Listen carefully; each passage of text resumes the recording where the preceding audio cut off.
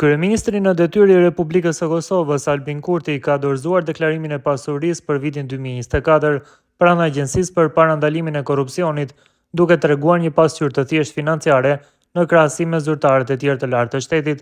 Sipas të dhënave të paraqitura në formularin e deklarimit, Kurti jeton në një banesë me qira në Prishtinë dhe nuk ka në pronësi asnjë pasuri të paluajshme në Kosovë. Sipas deklaratës së publikuar, Kurti ka shtuar vetëm 250 euro në kursimet e tij, krahasuar me një vit më parë. Aktualisht ai ka të deklaruara 1.800 euro para të gatshme të kursuara nga paga e tij si kryeministër, ndërsa në deklarimin e vitit të kaluar kishte 1.550 euro. Kryeministri ka deklaruar të ardhura vjetore neto në shumën prej 20.278 euro nga pozita e tij si udhëheqës i qeverisë. Në formularin e pasurisë ai nuk ka deklaruar ndonjë të ardhur tjetër nga ndonjë aktivitet profesional apo mëditje nga udhëtimet zyrtare jashtë vendit. Kjo tregon se përveç pagës, Kurti nuk ka përfituar nga ndonjë burim tjetër financiar gjatë vitit të kaluar. E vetmja pasuri e paluajtshme e përfshirë në deklarim është një banesë 67 metra katror që gjendet në Norvegji dhe është në emër të bashkëshortes së tij. Vlera e kësaj prone është deklaruar 400.000 euro dhe është blerë në vitin 2018.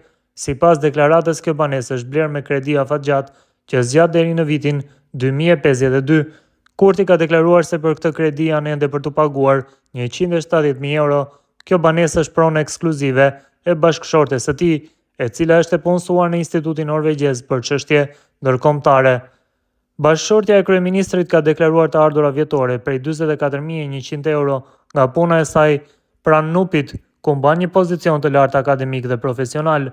Kjo shumë e tejkalon ndjeshëm të ardhurat e Kurtit, duke reflektuar një kontribut të rëndësishëm financiar në ekonominë familjare të çiftit kryeministror. Kurti ka bërë të ditur po ashtu se ai paguan një qira mujore prej 250 eurosh për banesën ku jeton në Prishtinë. Kjo qira është një nga shpenzimet e rregullta, të cilat ai e ka deklaruar në formularin e AKK-s. Ai nuk ka përmendur ndonjë borxh tjetër apo kredi, përveç detyrimit të lidhur me kredin për blerjen e banesës në shtetin norvegjez, e cila siç përmendet më lart është në emër të bashkëshortes së tij.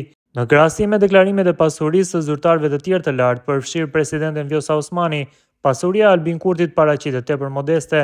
Ai ka zgjedhur të jetojë me qira dhe nuk posedon as vetur, as prona të tjera në emrin e tij.